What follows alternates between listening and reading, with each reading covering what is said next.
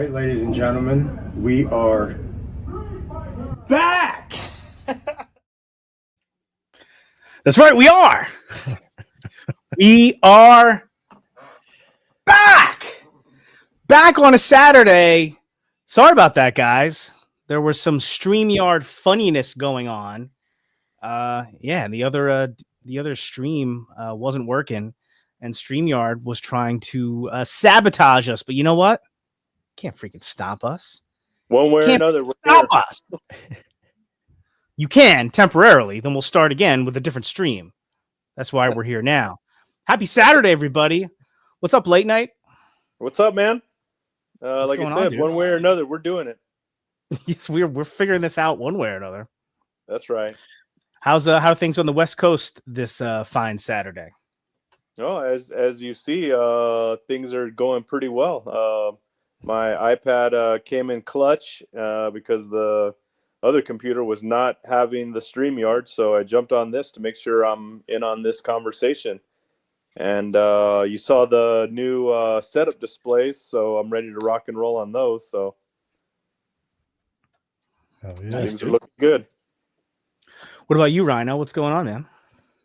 Nothing. We're just on hedgehog time. We are here. We're ready to do this. Let's talk some Figura. Let's go. I'm here to talk Figura.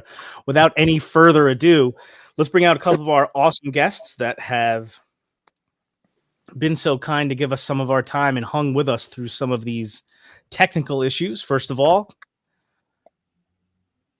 my good buddy and yours, he's got a really dope shirt on today, too, incidentally. And he was the man with the plan who had the solution to the StreamYard issue. Curtis Ackerman. What's up, Curtis?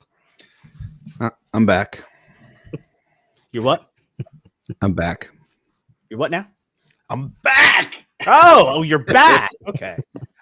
What's going on, man? How are you? I'm excited, man. Love Figura Obscura Day, hanging out with you guys. It's my favorite time of the year. So yeah, I am very interested to hear some of your thoughts on this based on some of your prior thoughts on the specifically the holiday Figura Obscura. Before we bring out our next guest here, how about that? How about initial reactions to the Figura Obscura release that was announced earlier this morning? What about you, Rygon? Oh, I love everything about it. All the heads, all the new parts. Unfortunately, I was not able to get it due to financial constraints, but I hope everybody enjoys it who did. Yeah, totally. And one of the good things here is, one of the many good things is because the way they're structuring this drop, there's going to be a second one with a little bit of cushion in between. Try to spread the love and, put as many opportunities out there as possible for people to kind of grab this thing. What about you, Late Night? I know that, you were... Go ahead. Definitely was on the fence on what it was going to be, and I was very, very pleasantly surprised. And I think it's outstanding. I think it's beautiful. Definitely a win. Yeah. Curtis, first reactions? My first reaction was that Jeremy Girard's a genius. Like that dude, he swerved me good. Man, you got the tease with like pictures of presents, the word present multiple times in there, and it's like just the natural progression of what's been going on. It's like, okay, we know what it is. Let's I'm waiting for the drop, and then it's like, whoa, wait a minute. What is this? So yeah, Jeremy with another curveball. Yeah, I will say that's probably the first thing that kind of hit me here was I didn't see this coming at all. New link. All right. I did not see this coming at all. I was pretty much stone cold convinced, would have bet money that it was going to be the Ghost of Christmas Present figure, keep the the whole Dickens like sub theme, a Christmas Carol sub theme going. And I said it on Trevor's stream this morning was that, I know it during G-Con, Jeremy and the guys said that, don't ever think exactly what's happening with Figura Obscura. Anything could happen, yada, yada, yada. And then they announced Thoth or Thoth or however you say it. And I'm like, all right, well, that's the surprise for right now. So they sort of fulfilled that prophecy And, we'll kind of go back to your regular scheduled programming with the holiday Figura. Nope. Not at all, baby. Not at all. And, we got a couple more guests to bring out. Next up was somebody whose review I watched earlier and thought it was totally awesome. He also seemed pretty convinced it was going to be the Ghost of Christmas Present. Bill Junowski, what's up, man? Yeah, they got me good. I didn't even have the teaser that made you think it was going to be that. I was very convinced. Yeah, everything seemed to like line up that's exactly what it was going to be. Sort of made sense. I was getting, my upstairs holiday display going, sort of ready for the next edition. And there is going to be a next edition. I just wasn't sure what it was. Mm-hmm. Yep. Mm-hmm. All right. One more guest to bring out so we can get this thing rolling. A man who we mentioned just moments ago. Your friend and mine, Mr. Jeremy Girard. What's up, Jeremy? Can't hear Hey, everyone. How you doing today? What's going on, man? There he is. Hey, man, thanks for sticking with us through some of those technical issues right there. But we're back. We're back. And thanks for joining us, man. Absolutely. It's a Figura Obscura Saturday tradition. I wouldn't want to be anywhere else than here with all of you talking about this new drop. Yeah. We here, Jordan knows. Jeremy is back. So I typically I think started off with how's the initial reactions to the Figura drop earlier this morning. Surprise? Mm-hmm. It's funny. It feels like a year ago we were right here listening to people complain that they were bummed out that it was a Dickens ghost because it takes the surprise out of Figura Obscura for the foreseeable future. And then today we've completely flipped the script where people are bummed out that it's not another Dickens ghost and that it's something else, which I will tell all of you here.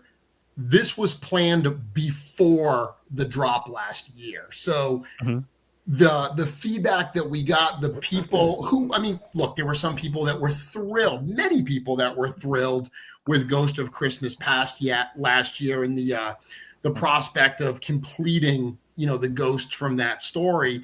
But there were definitely some people, Curtis being one of them, who, was vocal in saying that they love the mystery. They love the surprise aspect of these drops. And it seemed like we had taken that out for the foreseeable future for these holiday drops. That feedback didn't influence what we did this year because we had already made this decision. But that sentiment was exactly why we made this decision. Eric had said that he really loved the idea of this always being a surprise.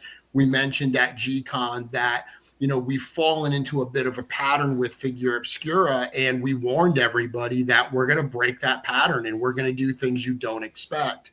This was one of the things that I certainly had up here when I was saying that at G-Con, but just that ability to do something different, to take a break from the Dickens ghost for at least a year.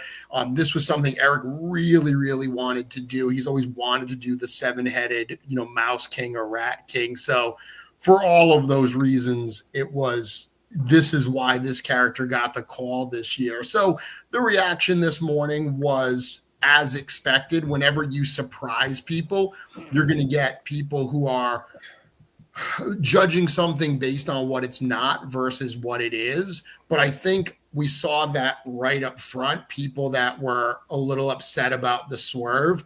And then as the day has gone on and people have really started to look at what they are actually getting, I think the reaction has been incredibly positive and the sales have been incredibly positive. This is probably our fastest selling holiday figure, like end of year holiday figure we've done. So clearly it's a popular one that people are excited to see. Yeah, I will say that I think those different reactions must to me have to speak to sort of the breadth of the fan base of Figura Obscura, that people can be so invested, sort of like on two sides, right? And of course, like the wanting something other than what is there will always be the more vocal of the side. But the fact that, you know, last year you had some people talking about, you know, we really like the surprise aspect of it. I wish we kind of got back to that. And then this year we get the surprise, get an awesome figure, and then there's still people saying like, oh man, I really all that really says is that the people that are complaining now just really loved what you were doing already.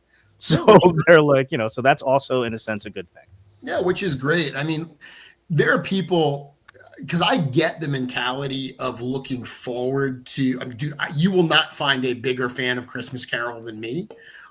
So I get the mentality of really looking forward to that next drop and adding to that collection.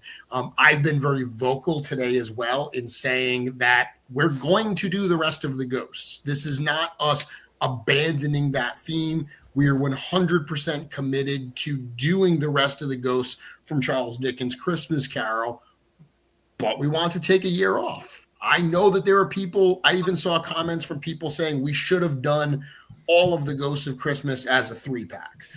And that, I think, is people who are speaking as a fan who just want to complete a collection rather than anybody that has a sense of how these things actually sell. Mm-hmm. If we had done a 3-pack of the Ghosts, it would be 100% the lowest selling set we've ever done.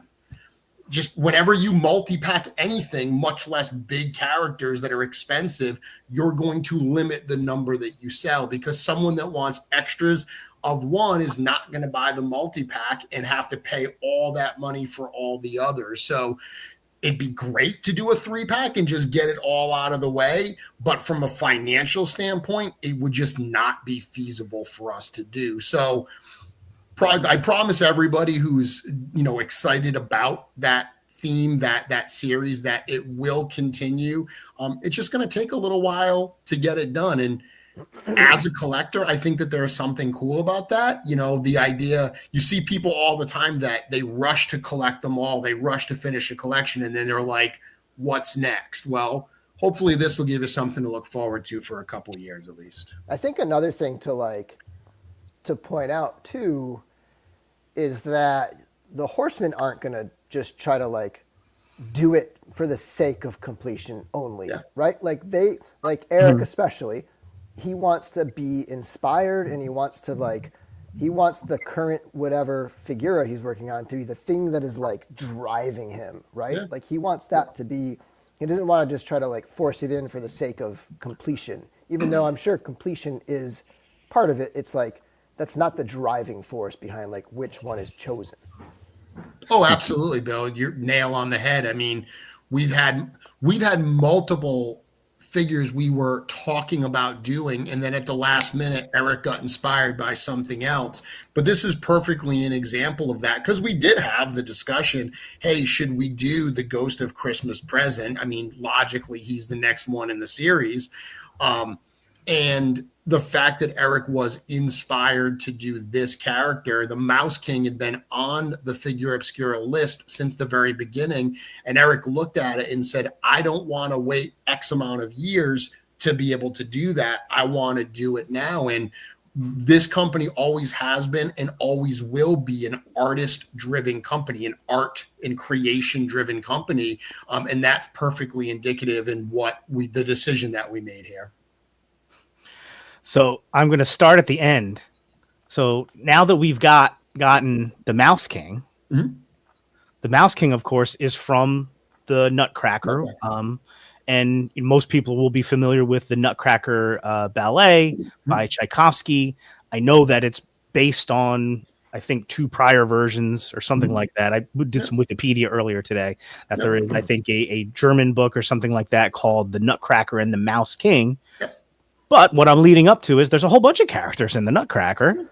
So thoughts on this potentially being a new subline, the Nutcracker subline? Is that a question for me? Yes, sir. I mean, I think I know what you're going to say, but yeah. It's always a possibility. You know, one of the challenges with Figura Obscura is the series problem, is the fact that very few of the things that we've done are like one and done. Even something like the Jersey Devil that we did a few months ago opens up the door to everyone wanting all the other cryptids. You know, there he is. So never say never. There's always the possibility that we may revisit this in the future and do some of the other characters from the story, just like in any of our stories. But we also have to be mindful of the fact that we don't want to fall into that routine. You know, we've already got 2 series in the Christmas Carol and the Gods of Egypt. We've got to be careful that we don't fall into that routine where we're constantly, basically the whole year worth of releases are planned out just to do the next figure in the series. Yeah, that makes a lot of sense. I will say, I mentioned this to you, and I mentioned it on Trevor's stream this morning when, during the drop. My daughter is into dance, and anybody who has like kids that are into dance at all at some point, they're going to be doing the Nutcracker, for the holiday thing. So that's something as a dad I look forward to every year. I tell you what, so when I was done with that stream this morning, I went upstairs like I always do. The next thing I do is I go upstairs and put Bill's review on the big TV in the living room. And I called my daughter down and I said, remember, this is that thing, Figura Obscura. She's like, yeah, Dad, whatever, 12 years old, blah, blah, blah. And I was like, well, they announced the new figure today. What do you think it is? And she gave some answer. I'm like, well, here's what it actually is. And we watched the beginning of Bill's review, and it was the Mouse King. She freaked out. Freaked out. She yelled. She's like, that's amazing. She wants one now, man. So there you go. Well done. You know what's funny is my wife and daughter are at the Nutcracker in Boston right now. Nice. They're there right now. It's hilarious. Yeah. And I'm mortified that people watch my reviews, especially ones with me in the video on their TVs. Well, I tell you what, man, most of my, I watch YouTube. That's my main TV, is watching YouTube, actually. And most of my YouTube watching doesn't happen on my phone or my computer. It happens on my TV. I just fire up, go to Apple TV, go to YouTube, and that's mainly my TV. The only reason why I ever have YouTube open on my phone is so I can, be in the chat telling hilarious jokes. So, all right, let's have a quick look at where we're at. I think it's pretty obvious that, people have had some pretty positive reactions here, because if you look, not surprisingly, the All-In is sold out already. The All-In is sold out. Yep. The pin is sold out. And the mug also sold out, which I think in the description mentions it's also a cocoa mug, which is pretty cool, with the spoon. Yeah. Very cool, man. And I'm a huge mug person. I'm always looking to see what the Figura mug is going to be. I'm very happy with. So it is ceramic. It says ceramic, so I guess it's ceramic, right? That's my understanding. Yep, it's ceramic mug with the removable spoon. Anybody else? Bill, I know you're a mug guy, right? I am. I don't have the mug yet, though. Yeah. Okay. So far, I would say my favorite is probably the Jersey Devil mug. Okay. So far, I use that one almost every day, but I'm looking forward to this one too. The Father Christmas one is my favorite. Yeah, mine is the Egyptian mug. That's like my daily, every single day. I'm drinking my coffee out of that Egyptian mug. I love the Egyptian one too. I don't use it for coffee anymore, but I have a really good reason, and that reason is the kids were painting one time upstairs. And they used that mug as sort of like the paintbrush mug. So now it's used as it has like little paint on it. And I was like, you know what? I was telling that story to somebody and they're like, oh no, really? And I'm like, I don't know. Actually, it feels kind of fitting. It almost makes it look kind of cooler that it's used for art. You know what I mean? I use the metal ones, the campfire ones. Those are what I use for paint, water. Yeah. Makes sense. All right. Let's have a few looks here. This photo really jumped out at me, man. And one thing I sort of wanted to mention, Jeremy, is that this release is cool on a number of different levels. Number one, you were successful at swerving everybody. Everybody was kind of surprised, even though I'm sure in prior years people must have guessed the Mouse King. I'm sure that happened. Oh yeah. Oh yeah, we've seen that, and I should also point out that I saw some comments saying it was disrespectful, the swerve that we did today. Huh? Anybody that knows us knows that we would never intentionally disrespect anybody, much less our fans. Dude, these are toys. We're looking to have some fun. We knew what the expectations were. We leaned into those expectations to surprise people. So please, anybody that felt like it was a disrespectful move, understand that there was no disrespect intended there as well. But yeah, beyond that, on a number of levels, this is an important release beyond just the surprise. That upper body is all those 3.0 parts. This is the first, just like Jersey Devil was the first double jointed lower body that we got in hand. This is the first double jointed upper body with the waist cut and the butterfly joints and the bicep swivels. This is a heavily, heavily articulated figure that, look at these photos, man. They still maintain that sculptural detail that Legions and Figura Obscura have become known for. Yeah, like I said, there's a lot of different aspects here. You have the swerve aspect, you have the character, which is really cool. Yep. And then as we go through the pictures, we'll see more. It's very much a holiday, Christmas nutcracker character, so appropriate for the season, right? But on the other hand, it's got like a Legion's feel in that this figure is kind of gnarly. He's got like bones hanging off him. He looks kind of badass, And then you get down to the figure and you can do things like this. Yeah. It's pretty awesome. Yeah, I mean, even if you're not a holiday fan, if you're someone that's like, I don't have an attachment to Christmas, I don't put up decorations, I don't want it for that aspect, this is a Mythic Legions figure. Like, you absolutely can display that rodent warrior with your Legions, and it fits in perfectly. Even as a king, like. Oh yeah. I mean, it's a rat king, Yep. Like it's just like, I think it was Anthony, I forget who it was, posted like the Mouse King with Bromden and Noglin, and it was like the three kings or whatever. Oh and yeah, it was they look like perfect. It made so much sense. Just Yep. Legion, Legion's side of it.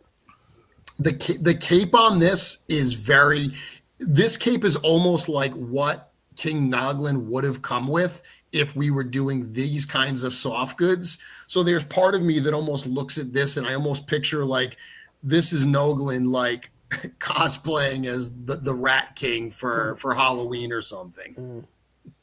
But yeah, I mean, it 100% fits in with those figures, but is large. Like, that's one of the things when people get this in hand. Bill, I don't know what your impression was, but when I opened this for the first time, when I played with this for the first time, the size of the figure, the bulk of the figure, obviously with the big headpiece attachment on, of course, it is a sizable release. It is. I mean, I measured it in the video, and it was like 8 inches to the top of this headpiece thing, something like that. Yeah. Yeah, you can even A/B it a little bit here. And you can sort of see like the similarities there. Yeah. Just like a generation apart. Yep. All right. How about Jeremy? Can you take us sort of now to like the beginnings of this release, when this was just first being talked about? How did you guys talk about, or how did Eric talk about the way he wanted to do the character, and sort of like what did he wanted it to look like? Was there any kind of evolution, or did he knew this is what he wanted to do from the beginning? I mean, this was pretty much what he knew he wanted to do. So I don't have a super strong connection to this character or this story the way that I do like with Christmas Carol. Mm-hmm. I've seen the ballet. I've seen different versions of this story in movies and so forth. So I was definitely familiar with the character of the Mouse King. And just the idea of a mouse, warrior type character was going to be cool. Some of the things early on we talked about, and we haven't mentioned it here, this is basically like a 1-1 scale like character. Like if the Mouse King was a real character, this is about the exact size it would be. So from that perspective, that was something we talked about just being very, very cool. Right out of the gate, we said, well, are we going to do the 7-headed version or are we going to do a single-headed version? And immediately Eric was like, I have to do both, because we knew that the multi-headed version would turn some people off because it is so bizarre, and it's really only the Nutcracker Mouse King in that version. So we knew we wanted to have the alternate looks because the character is portrayed in a lot of, popular versions, a lot the ballet, most commonly as the single-headed Mouse King or Rat King. So we knew we wanted to do that. So really a big part of the challenge for Eric in the conversation early on was determining how he was going to execute the 7 heads. Like, what is that actually going to look like? And then what is the conversion to the single? We needed to make sure that it looked good, both versions. Like, it didn't look like, well, this is the main version, and then the secondary version is kind of a compromise. We wanted both versions to feel like it's exactly what they were intended to be. And he absolutely nailed that with this figure. So that was a big part of it. Beyond that, it was just looking at what existing body parts can we use. So we decided on Jersey Devil and Mouse King at the same time. Like, those were both, we knew we were going to do them both. So when he was sculpting Wendaji, we knew that we were going to use some of those Wendaji parts for the Jersey Devil and for the Mouse King. Wendaji was sent to the factory earlier than the others to get tooled, so we would have access to those parts sooner rather than later. So, if you look at Wendaji, he's got the wraps on his lower arms. So while these arms are not exactly like Wendaji's, because these have the full lower arms, those little cuffs around his wrists, those are just removable little like bracelet type things. They're the ones that come with the Thraxian Hunter. So they do have the full bare lower arms, unlike Wendaji, but they were all sculpted at the exact same time.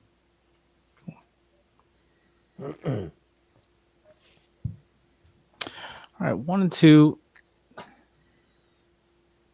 something specific I want to ask you about, but I think a good way to introduce it is this. If I get to the right one here.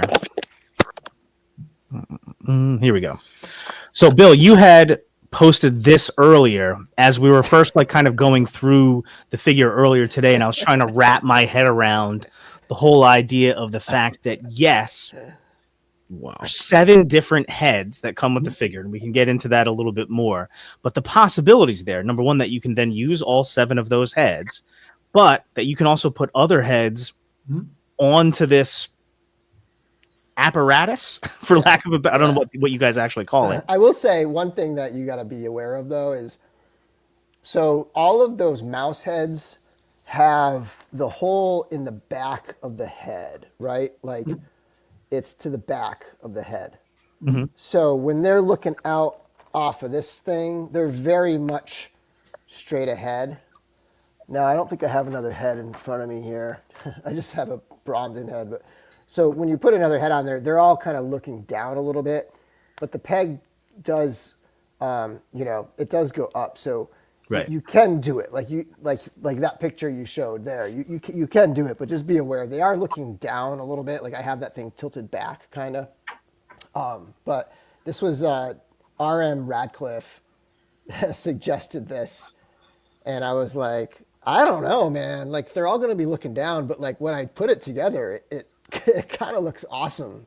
Obviously, there's fur there, and he also mentioned, you could customize and maybe use some like small little cloth goods pieces to cover up the fur there. But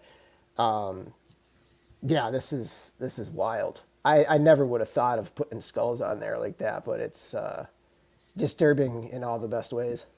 Yeah, it's pretty badass. And it did make me think. I was like, I want to do a cool giveaway for this stream, and I wasn't sure kind of what to kind of go with. But when I saw this picture, I'm like, I got one of those. So today we're going to give away a Skeleton Legion Builder version 2, one of my favorite figures in the whole line. Oh wow!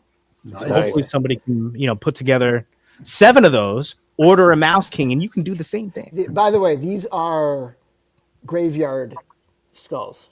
These are graveyard skulls. That's why I have so many of them. I don't have 7 Skeleton Legion Builder 2s. Okay.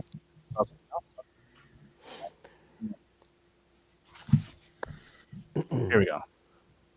Hopefully I did this right.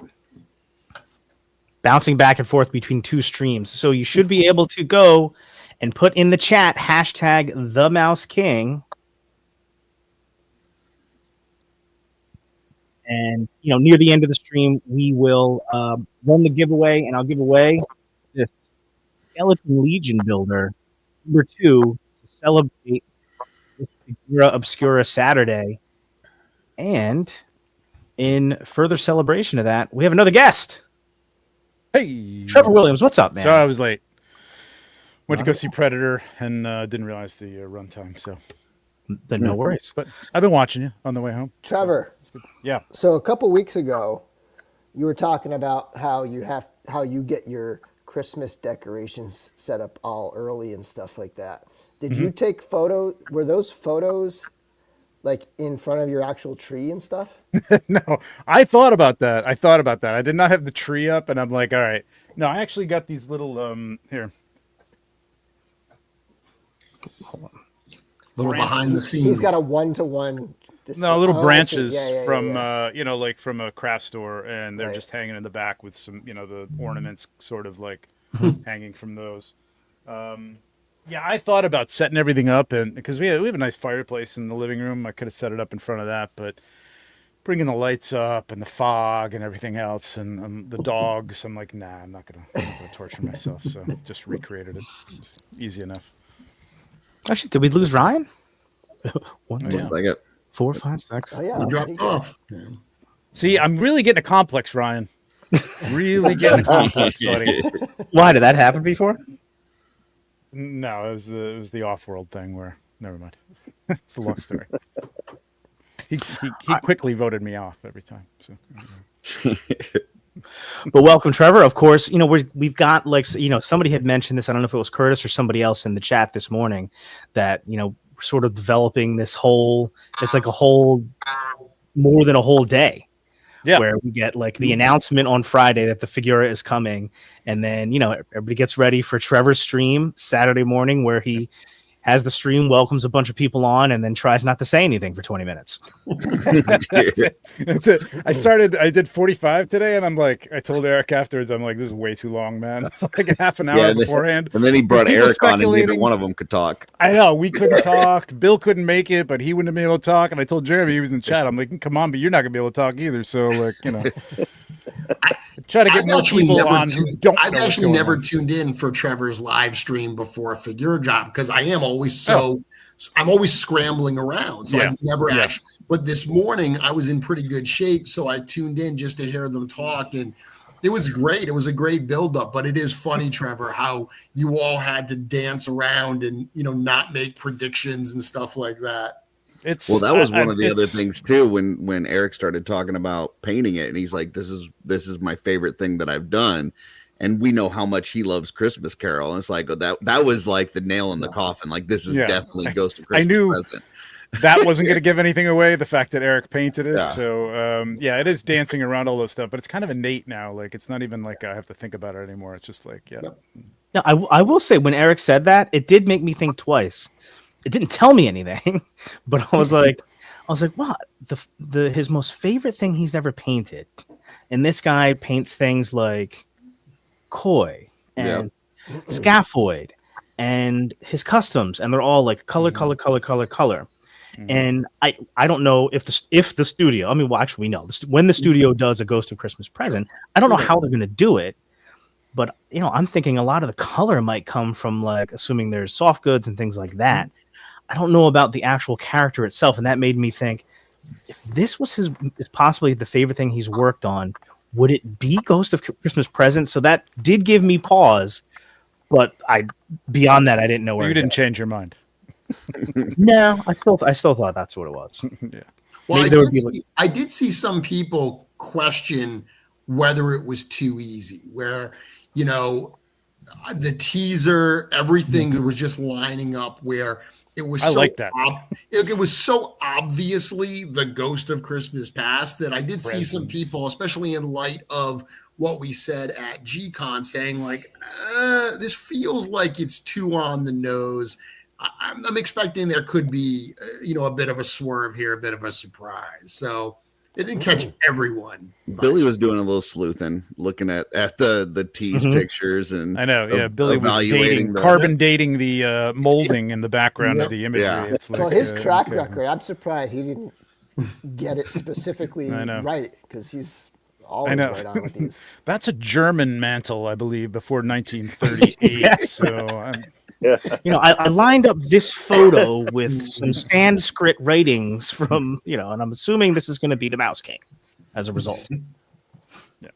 Did you see Kirby's comment? It was a garland of popcorn, Figura Obscura, K-pop demon hunters I did confirmed. see that one. Wait, no, did that not would see be that. There you go. I did see that.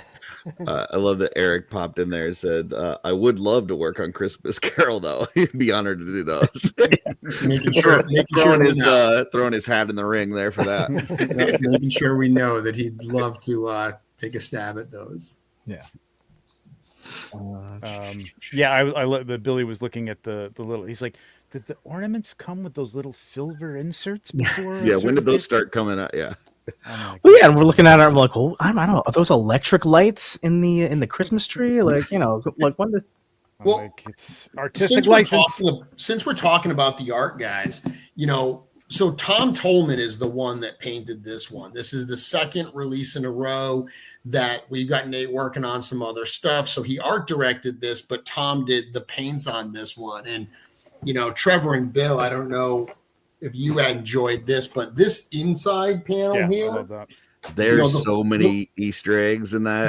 the full size of this is on the website. It's on the Mouse King page on Source Horseman. But this is like a super, super cool one. And I'll tell you, it was funny because there are books that are in that painting, and it's got, titles like Frankenstein. And Tom painted some book covers in there for like projects we've talked about doing, like not existing figuras. And I thought that someone must have had a conversation with him, that he had talked to Eric or Nate or whatever about some of our thoughts, like some of the things. So I said to him, I was like, hey, I don't want to tease that stuff at this point, because the minute you put that in, people are going to think it's coming. And he was surprised, and he was like, holy, wait a minute. I didn't realize at all that you guys were talking about that. I was just putting other cool like book covers in there, other cool titles and everything. So we ended up having to pull back some of the unintentional teasers that were in there. And instead it opened the doors for us to really be deliberate about a lot of the little Easter eggs that Tom hid into this painting. What's funny is I've like barely even looked at the packaging, oddly, because usually I focus heavily on it, but I was very strapped for time, and like I didn't even do, like, some people might have noticed it was a much like quicker review this time, but like so I'm like looking at this really like closely for the first time, just looking at this right now. Well, you see some popcorn there. I mean, what are people like? Obviously, we should have known. Popcorn. I mean, part of the tradition here is obviously Darla reading to me, and as she's reading the write up that Jeremy did, she got to this picture and she zoomed in and she was reading every title on the books and looking at the blocks and how there was an F and an O on the blocks, and she was like calling out all the different Easter eggs. I'm like, man, this is great. I got an awesome wife. Yeah, I see the little dog present.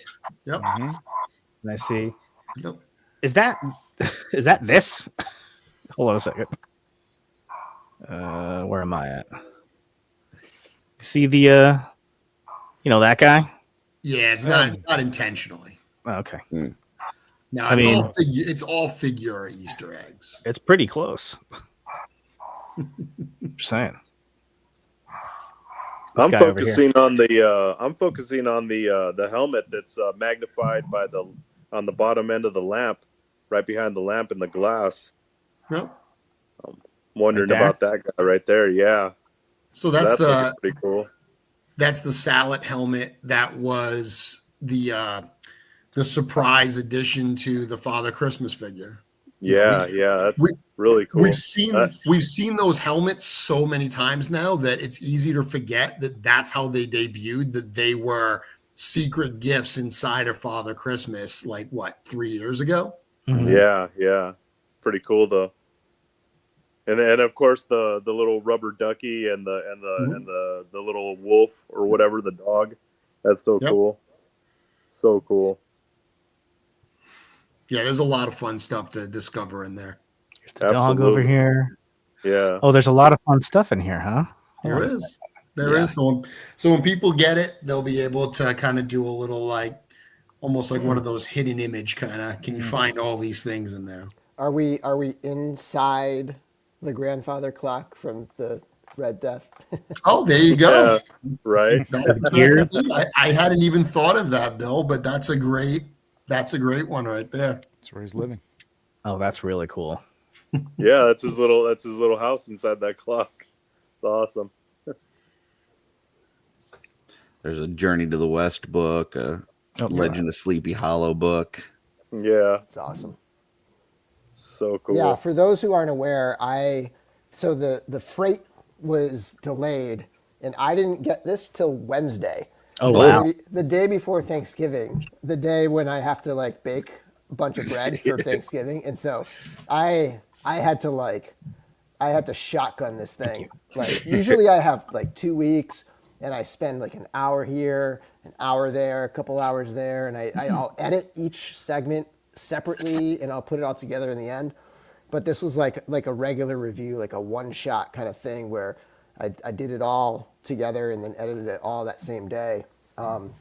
Because, the next day was Thanksgiving. Yesterday, for those who aren't aware, was my birthday. And then we were getting our Christmas tree, and just so much stuff going on that I had to bang it out quickly. Thankfully, not too many people are, saying anything, but I feel like it's a much lesser of a thorough video than I usually am able to do for these. The only thing I noticed was at the very beginning, you usually do a lot more speculating before you open it, and you're like, all right, it could be anything. Let's go. Let's open it up. Yeah. Well, I was like, I'm sick. I was like, I guarantee it's Christmas present, goes to Christmas present. Let's go. Let's just open it up because that's what it is. What's funny is I was so convinced that it was the Ghost of Christmas Present that I had a quote from A Christmas Carol queued up because I was, and I dropped a quote because I was that convinced of it. So we even got Bill, our you got me official good. Figure Obscura reviewer. You got me He good. swerved. Get a lot of happy belated birthdays you. for you, Thanks. Bill. Happy Appreciate birthday, it. man. Absolutely. I'm 40 something. I'll just put it that way. 40 something. 49. 50 something. Kids. But here we go. Here's some more Trevor's great shots here with the presents. Little train in the background. A few Easter eggs in those too. I mean, pretty obvious ones, but I wish I had more time to do that kind of stuff. Now, one thing I will say is when you do get this figure in hand and you open up the package, it doesn't look like this because there is like a sheet of plastic over the mouse. This is a large figure. The head attachment, the head contraption is very, very big. And some of the early samples we were getting from the factory kept having paint rub on the face. And we tried a few ways to prevent that, but we certainly didn't want it to get out there like that and have a whole bunch of, customer service issues. So the answer ended up being seemingly a bit extreme, but it protects the figure, is that there is just a sheet of plastic over the figure. So it is very obscured. Of course, if you display it, if you want to display it without, you can just pull that plastic right out and it would be like what you just saw there in the photo. Right. So would you one of the things about that is some people might not want to like open their figure, but you have to like break the seal anyways to get to even see it. So you might as well just slice the tape and pull that out of there, you know? Yeah, at that point it's a sealed box. So at that point, if you're at the point where you're looking at that, you've already opened the figure. It's already technically not mint in box anymore. Yeah. So whatever. Open your toys, kids. Open them up. Exactly. I have a complete sealed collection of Figura. I actually do too. I. But I have one that I open up. I don't just like. Right, I have. Yeah, I do the one to Not open, just gonna one not to, open it up. one to rock, one to stack. exactly? Well, again, I mean, we've said it before. We endeavor to deliver the packages in good condition, but at the end of the day, the package's job is to get the figure to you in good condition. So this was an instance where we had to take measures to make sure that the figure did not arrive damaged in the package. So, and it sort of fits the theme anyway, right? Sure. I mean, you said that extra plastic, all it really does is kind of obscure the figure. Would you say that it More reveal. obscures the figura? I see what you did there. Trevor, the blocks, J, Yeah. P, C, do those have any significance? What? No. CBET? You really not seeing that, Bill? No. It's the owners. Oh, you really don't? Okay, CB. Oh, I thought- Okay, yeah. Straight away. Okay, yeah. I did not. Yeah, I didn't even make a connection. The CB is the easy one because that's what we call him. Yeah, I know. I was gonna do his actual initials, but I'm like, nah, I gotta do CB. Like, it's gotta be CB. And Oz had it on the during the stream earlier today. He's like, "Yeah, I got that right away." For some reason, I don't know why I was like BET, like that. For some reason, that was like CB, TPG. BET. Interesting. Does that mean the next stream is gonna? Never mind.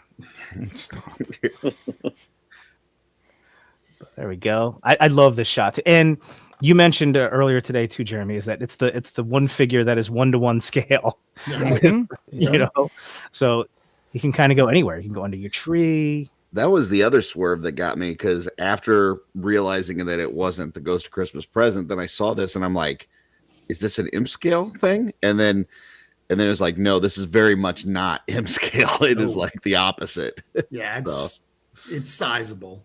Yeah. Were there any particular that you remember, like engineering challenges? Like obviously the headdress contraption adapter thing there is not something that, as far as we know, it's not something that you guys have engineered or made before. So is there anything that sticks out in your mind as far as putting that together? Yeah, just what I said earlier, having to have something to display all 7 heads, and then be able to remove it and display a single head. The weight of it is sizable. I mean, he does come with a figure stand. The figure stands very, very well. Mine has stood no problem without the figure stand, but just to make sure to add that extra, that extra bit of like, hey, because it is as heavy, like a top heavy figure as it actually is, especially if you want to get it into a more dynamic pose where the weight is like weirdly distributed, throwing that figure stand in there was helpful, which, by the way, that figure stand got teased months ago. I did a live stream from the studio. I don't know if it was the Armory one we did or if it was something from like Horror of Einsamel, but I did a live stream and Joe brought out that green figure stand. And some people did point out, oh, that's a green figure stand. That was actually from Mouse King. Was there These fans a are nuts. decision to like not have the words Figura Obscura on it? Like, so like the other one does, right? No, because it to actually, I mean, we could have painted them on there, but to include it in the mold would have genuinely been a brand new mold. So this is just wasn't it on the one so. for the Jersey Devil or no? I I don't do think so. not believe so. Nope, no, It's right here. Why do I think that was on there? I mine don't know. wasn't. I don't think. I don't think it is. Okay. Nope. No. See. Maybe in the other timeline. Yeah, I don't know why that's in there. On the other stream it is. By the way, I just want to point out the size of the feet. Pardon my dog here. There you go, huge. Trevor. They're, like, Curtis, cover your eyes. the surface area is huge. Like that's why this thing stands so well. And I'm gonna mute because my dog's going nuts here. It's okay, Poochie Woochie. You're welcome here too. Yeah, he stands very well. Who, the dog? He doesn't Yes, like him that too. mouse. And, you know, looking at the load out here too, this is another example similar to Jersey Devil where it's like, okay, what do we include with this figure? You know, we've done figures like Ganesha earlier this year or Frankenstein's creature last year that are absolutely loaded with parts. This particular figure didn't lend itself to a ton of extra pieces. We knew we had to give him a sword. We wanted to give him that scepter, but really we invested the money on this in the 7 different heads, in the soft goods. I mean, the soft goods alone on this are very, very extensive, you know, with the tailoring and the little patching and the stitching. It definitely added a lot to the cost of this figure. So rather than just throw in like a bunch of weapons or, you know, other things that could have been added, we pulled back a little bit and invested the cost on the figure itself. Darla had mentioned this, and I've seen a couple other people say it, but it looks like on the top of that staff or whatever, it looks like the holy hand grenade of Antioch. So, so we will definitely be using it for that. One of the top fantasy weapons, apparently, according to some polls. Absolutely. And It won just #1 just for fantasy the weapon. record, it's removable. So, Very nice. Nice. so you can Don't pull absolutely. Just if you pull it off, don't stop at 3. Always Yeah, count to 5. count to 3. Watch Legion's Quest, everyone. Wait, is it Legion's Quest? Right, yeah. Yeah. I think the answer here is no, right? Jesse says, are those skate back feet? No, those are new feet for this figure. And like regarding the deluxe nature of it, when you get this thing in hand, especially this piece, like and all the heads, like it feels like so much. Like it does feel incredibly deluxe, and you have all the different looks, including like the singular king look, and it in the cape with like patches and stuff like that. I love that cape. Double-sided, like it definitely feels like it hits that deluxe feel to me. Yep. So, Jeremy, have you tried to use any of these mouse heads with your mouse kits from Wolf King Customs? I have not. Like Bill, I didn't get mine until Wednesday either. So I played around with him Wednesday a little bit and then was just so busy with some other stuff that today I posted some photos of the head with like a swig body, and it's the first time that I started really popping and swapping with this figure. Chance to either.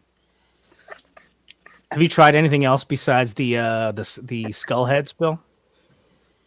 I don't have 7 of anything else. I don't think that's not really handy. You know? Somebody mentioned like, okay, so take the various skulls, like the trapeculize skulls, and like mix in all the different skulls, or even just like take a bunch of different characters. Take the like Magnus and like all these other. Take the All-Star heads pack, like all the skeleton heads from that.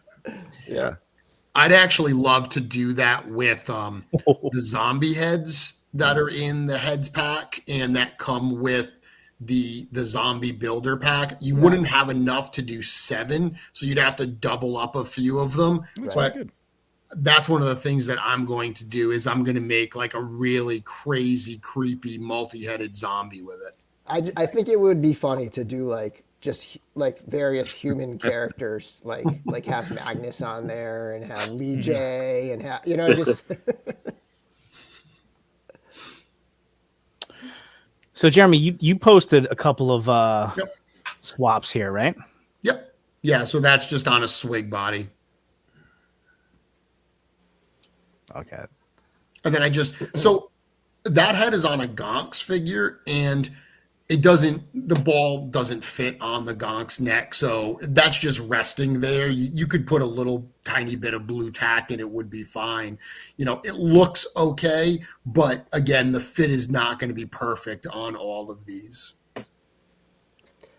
This Same is a thing good with that. example of where the hinged neck is your Yep. best option for getting this head onto other figures. Yeah, and that's why I did the Gonks neck. Anyone that has Gonks neck is weird because it like comes out at a weird angle, so it works here. And then I threw it on an Armory Knight, in part because Armory Knights are also still available in the store.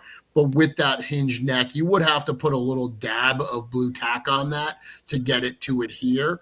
Again, in this case, it's just held on there by like gravity. But yeah, I mean, you could absolutely do, if you buy multiples of these because you want to display the different looks, the multi-headed look and the single-headed look, you're going to end up, even if you just buy 2 for each look, you're going to end up with an extra one of like the single rat necks, and you're going to end up with 6 extra heads. So you absolutely will have the ability to pop these onto some other things. And he comes with 2 sets of hands, so you'll have some extra hands as well to do like what I did with the swig. Yeah, this right here, the swig swap, is just, if you just have the single head on the figure, if you go single head look, this is just, extra parts, really. Are those hands the same as any other character? No, I don't think so. What was the question, Curtis? The hands, are they the same as like Monkey King or anything else? The same as Wendaji. Oh, Wendaji? Okay. Oh, Wendaji, okay. Gotcha. Go. Yeah, mice with hoods, definitely it's going to work out pretty well. Yeah. That was something else that kind of hopped out at me too. Immediately, I thought Secret of Nim. Yeah. And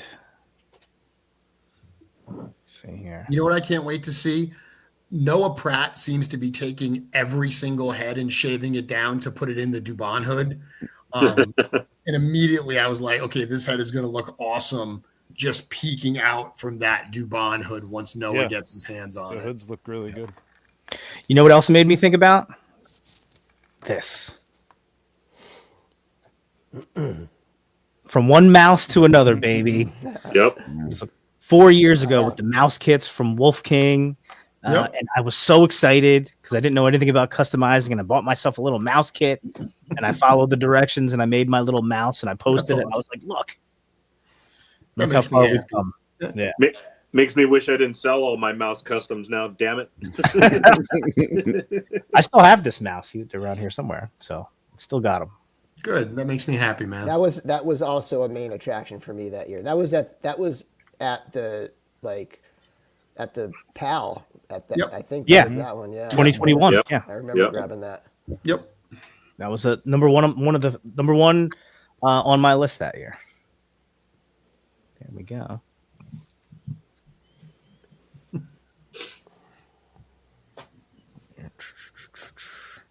Checking out all my different browsers. It's also worth pointing out that, if you dig the holiday figuras and you've had to skip them any other year, they're literally all up. We tend to order more of the holiday figures than we do of some of the other ones because we know there's a bit of an evergreen nature to them.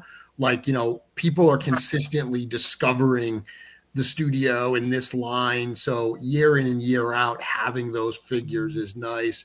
The numbers on some of them are dwindling, a lot, but we do have, as of right now, the Father Christmas, the Jacob Marley, and the Ghost of Christmas Past all available, as well as the other 2 figuras from earlier this year. Nice. So that pin sold out. Toot sweet. That was quick. That was real quick. Yeah. That was like 20 minutes. Not even. Not even, yeah. What's Those are- Redwall? I don't know what that is. What's Redwall mean? They're isn't novels, that right? Of like yeah, mouse it's a novel of fantasy little adventures. mice people. Oh, okay. Yep. Well, I did not know that. Medieval. That's one of the comments I've seen a lot of people is talking about using this for Redwall customs as well. Grizzlehorn says, ordered the Mouse King right after I'd watched Dorklayer's review this morning. Yep. I had a lot of people comment, especially with the various swaps and things that people were requesting. And Yep. I mean, I spent today the entire day from the minute it went live all the way up till pretty much now, like doing swaps and taking, looking at what people were asking to see and swapping them out. And a lot of people were like, well, I guess I got to order another one. When, Yep. the great ideas came out. Ideas that it's like, I can't have all the ideas, but like people start throwing them out there. And like Josh Chambers suggested the swig one. I know Jeremy did it too. The dwarf, everybody wanted to see the dwarf thing. And I was like, it was just like a lot of different figures to put together like a good one. You know what I mean? Sometimes that swap involves pulling like 6 figures and disassembling parts of them to like get it together. And but it did pull together nicely. I used some Magnus parts and some Krotos parts, but yeah, a lot of good suggestions out there. I think when this starts getting in hand, you're gonna see a lot of really fun setups going on. Yeah, without a doubt. There's some very different parts on here that people are going to use. This is going to be one. I mean, my love of Jacob Marley notwithstanding, this is, I believe, the best Figure Obscura release we've done. Just from a figure itself, it is so impressive in hand. Yeah.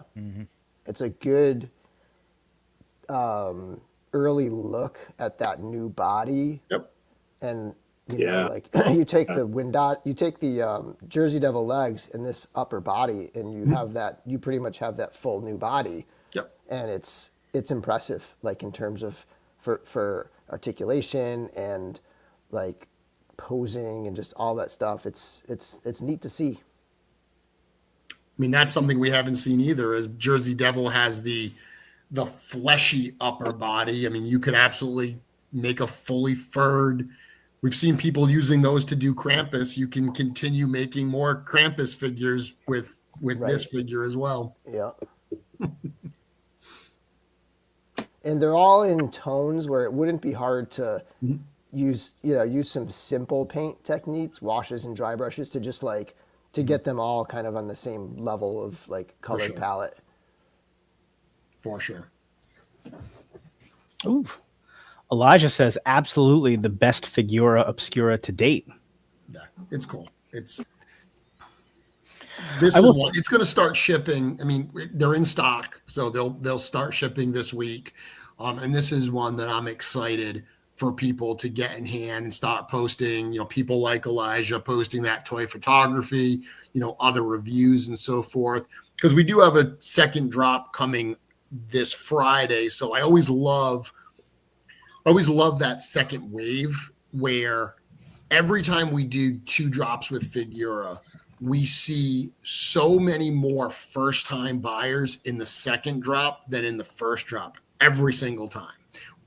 We see a lot of first-time buyers with Figura Obscura anyway, but because people like everyone on this video here, you got your finger on the pulse of what we're doing. So you see the teaser, you're ready for the drop on Saturday morning, but just the nature of the way that, social media and email and all this stuff works, there are people that won't get the notice of this until the middle of next week when the first drop is sold out. So that's why we went to that model. It was every single time we would do a drop, we'd have people that after we were sold out were saying like, I didn't see this until Wednesday and you guys sold out on Sunday or on Monday or whatever. So we kept pulling figures from our like show allotment to do was basically a third drop because we used to do a morning and an evening. So we just adjusted that a little bit to accommodate this different kind of buying pattern. But that drop that we do on next Friday will absolutely have more first-time buyers in it. but it will also have people that, for whatever reason, skip the first one, and then they see all those images, they get additional reviews, and they pull the trigger on that second one. I think that's like getting it out. Like, Robo puts his thing out Saturday morning, so he misses it. But then you get that extra week for all these guys to talk about it. Some people have seen it. They've seen Bill's video. They've seen it in hand with some people, and I definitely think that's a good push and a good way to go about it. So is that 9 a.m. next Friday, or do we have a time set for it yet for the second drop? It'll probably be 11 a.m. on Friday. And it's the same loadout as the drop today, where there's going to be all-ins available, right? There will be all-ins available. So it's the same. There's nothing new being added. There's not a Christmas Carol figure being added on Friday, like some people suggest. No, it'll be the exact same stuff. The only thing that won't be there is we did drop a very small number of Tactics deluxe figures today. And we also dropped some Demistros, which I think Demistros is actually still available, but it was literally the final stock of that figure. We do still have Demistros in stock. So those, if he sells out between now and Friday, we won't add more of them. But specifically the figures, the pins will be back, the mugs will be back, the all-ins will be back. Talk about value. $37 Demistros with that cape and everything. Yeah, that's tempting to add right now. Well, that's another thing I'm looking at as I'm sort of like going through, because we talk about it all the time, right? For Figura Obscura, I go in, I get the all-in immediately. I know I'm going to want it, and then I kind of go back later and peruse and decide if I'm going to need like another one or whatever. So I'm probably going to get at least one more Mouse King. Again, like I said before, my daughter wants one just for herself, so that's pretty cool. But if I'm going to go in and order another one, what else can I add from this in stock selection here? And immediately I went down to actually some of the cosmic stuff. The Science Officer, which is one of my favorite figures in recent years anyway, a totally, to me, underrated figure. $25, right? $25. I've already got a couple of third-party translucent blue heads that I plan to use with Science Officers anyway. And now we're going to be getting a heads pack that's going to bring to fruition the cosmic, essentially, tease from a year or so ago, right? There you go. Yeah, that'll be out early next year. We'll have those packs out. Cool. It's also cool for me personally. Listen, and again, I know there's a lot of different things that kind of go into what you guys release and what Eric wants to do and stuff. But I'm sure that one of the main things is, what is Hedgehog like, right? Like what's important to Hedgehog? You know what I mean? What is he into? That looks good. That's pretty awesome, actually. Yeah, that looks cool. That's really cool. Because the collar fills that space behind. Kind of holds it up. I mean, that's a nice look. Again, it's not stuck on there totally, but it holds. And you could swap. You could put the kind of turn hinged it a little neck bit on there. And, you could put the hinged neck underneath. That would be perfect. A little bit too. But that's a good look right there. Yeah, look at this. That works really well.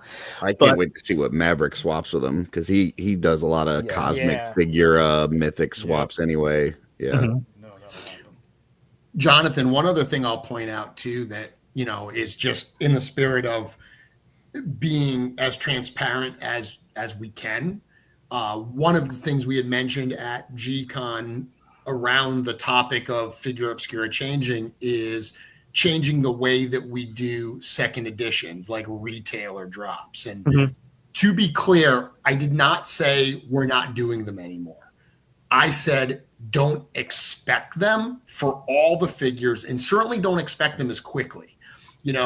One of the things that in the early days of Figura with Krampus and then with Headless Horseman is they sold out very, very fast. They were also produced in much smaller numbers because they were early on and we didn't know how many to order. We didn't have the sales data that we do today.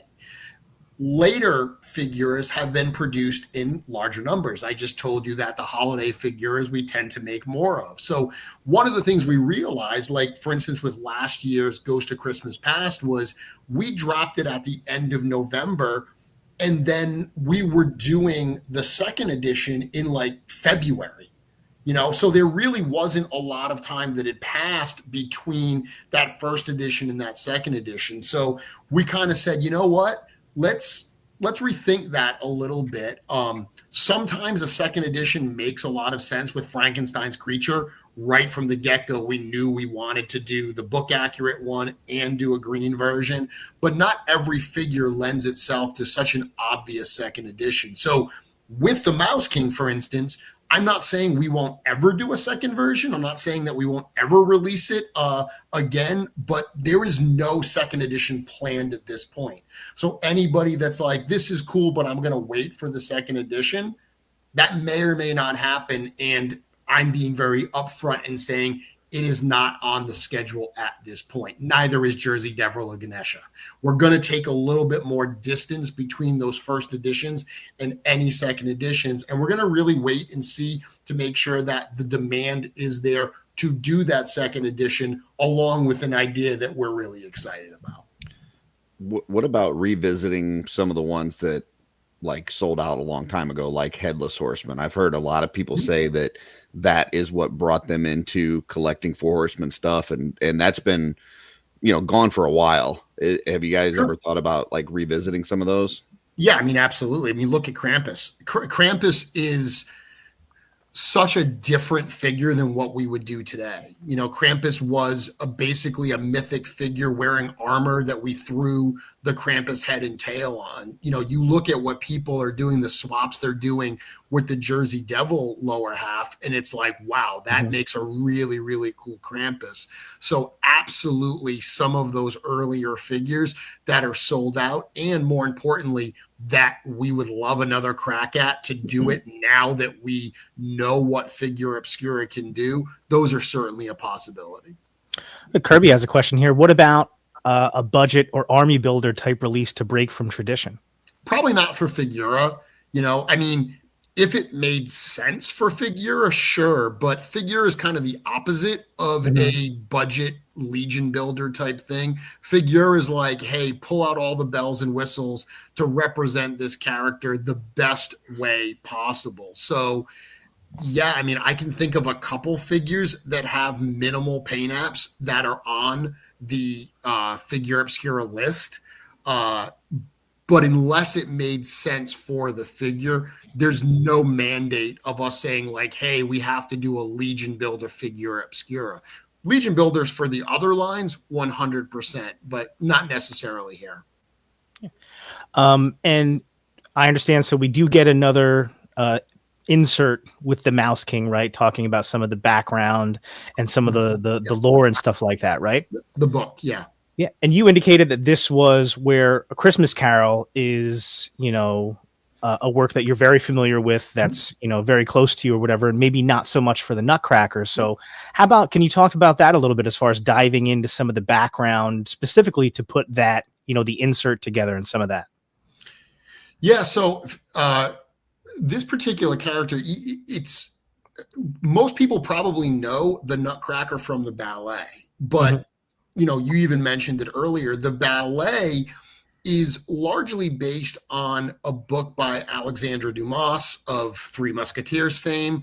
He's not the first person to write the story. The story was written, 50 years before that or something by an author named E.T.A. Hoffman. So it was like early 1800s, I believe, when that was originally written. So there has been kind of a history of this story leading up to the ballet. And, even myself, what I was most familiar with was the ballet. I had never even seen the seven-headed Mouse King or Rat King or whatever prior to talking to Eric and delving into this, more. Even today, I've answered questions from people saying, oh, why did you call it Mouse King instead of Rat King? Because it was originally called the Mouse King. The Rat King is a very common name. We call it today. A lot of the different versions call it Rat King, but the first version, it was the Nutcracker and the Mouse King. So doing that research was really interesting. I loved the fact that the first version of the ballet that was done wasn't a success. it actually was met with very poor reviews, and they had to, make some changes to the pacing of it and everything in subsequent versions. But it's got a very interesting history from its, origins in Russia to the fact that today, in the write-up, one of the things I said is that, most ballet companies in the US account about 40% of their yearly ticket sales to the Nutcracker around the holidays, of course. Wow. So it's very predominantly out there, but Curtis even asked me earlier if I have a preferred version of this story, and I genuinely don't. I've seen a couple that are all enjoyable, but there's no one version like with Christmas Carol that speaks to me. That's like my version. So it was a lot of fun to do the research into the book to learn a little bit of the history of this character. And,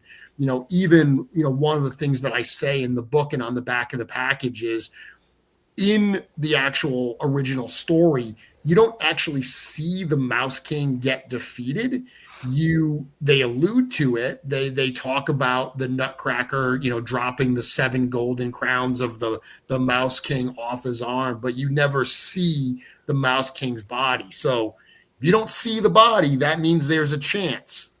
There's a chance. You're telling me there's a chance and that it's definitely going to happen. Chance. Wade from Unparalleled Universe pops in and says, the Mouse King is a banger.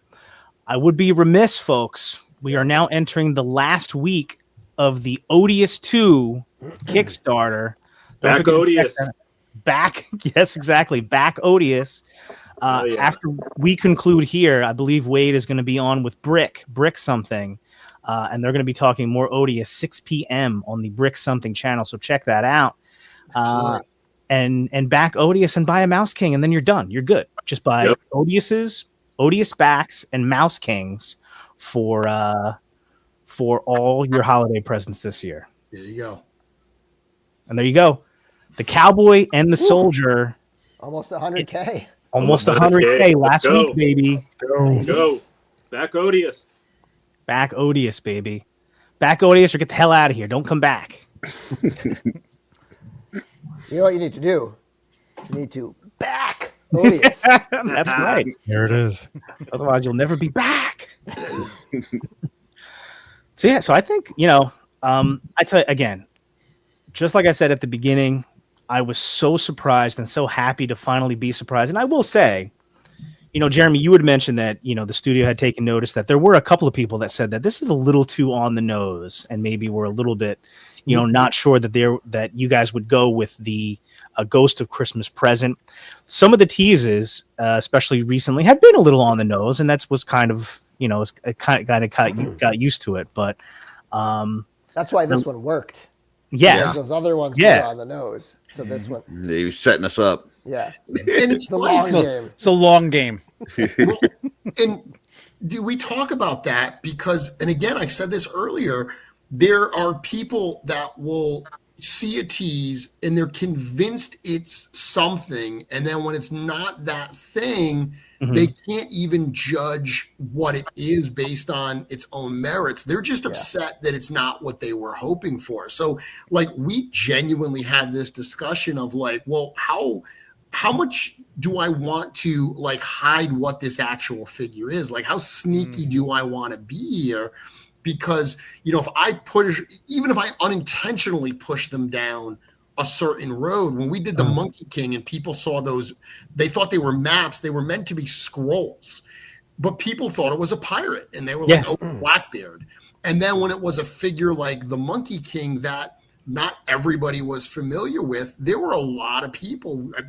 Maybe we forget because Sun Wukong, that figure became so popular, but there were a fair number of people that were pissed off that we didn't give them Blackbeard.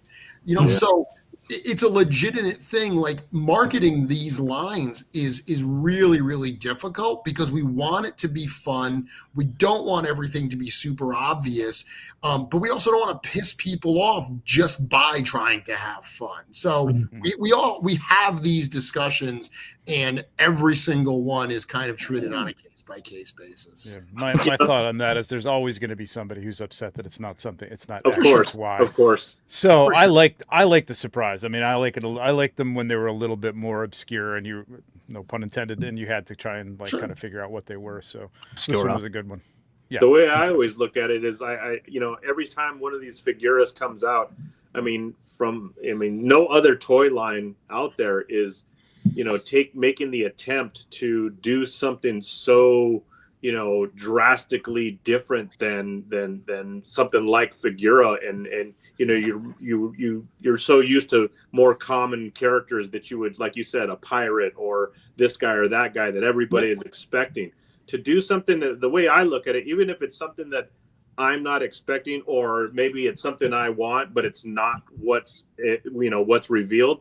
I mean, I have to, automatically applaud the balls of the company taking a shot and doing something so ridiculously crazy, like the 7-headed Mouse King. I mean, it's like, who else is going to attempt that and try to, give it to the people and say, hey, here it is, to see if they like it or not. I mean, it's just like I said, the courage just to do it in all the tooling that's involved, all the sculpt work that's involved. I mean, all the time and effort just to make that figure. It's like, I mean, you have to tip your hat each and every time to you guys that, I mean, you guys are the only ones that are ever doing that or ever attempting anything like that. And every time it's a win, because I mean, I think the community and the fan base has backed you guys so well that, I mean, no matter what it is, it's like we're just completely blown away by how crazy, the things that you guys produce are going to be. You know what I mean? Well, thank you, man. I appreciate those comments. And that sort of dovetails with a $1.99 super chat from Curtis Ackerman, new guy, Curtis Makerman, new guy in the chat here. Not sure who that guy is. He says, Jonathan, why is a reveal called a reveal? My friends, imagine, if you will, a zone between IshCon and LegionsCon. A zone where brand new Cosmic Legions action figures will be revealed by the Four Horsemen themselves. And imagine further, my friends, a zone where fans of the line will speculate and wonder about what kinds of action figures and perhaps other accessories they will get in these new reveals. And imagine further, my friends, and stay with me here, a zone where people didn't act like whiny little children and complain and whine and cry if the reveals themselves don't match up exactly with some of the fun and whimsical predictions that were made on this show. When, after all, they are called reveals because they must be revealed. Because nobody who was speculating knew what was going to be revealed. Because it still needed to be revealed. That's why they're called reveals. My friends, welcome to the Harrow Zone.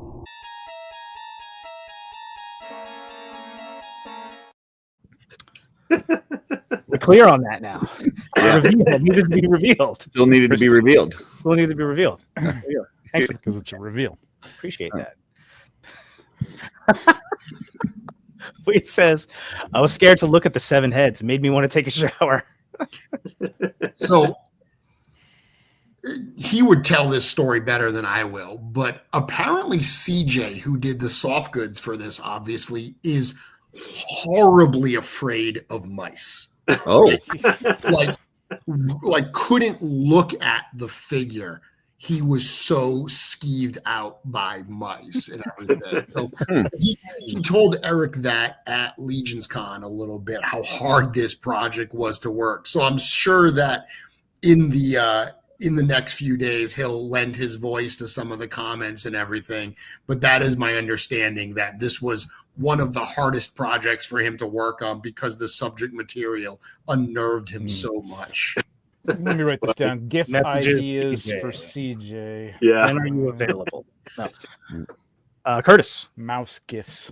One of the things I loved when we started down the Christmas Carol path with the Figura Obscura was hearing people's different versions that they like to watch each year. Is there, I know Jeremy already said he doesn't have a favorite version, but anybody else on screen have a version of the Nutcracker that you watch each year?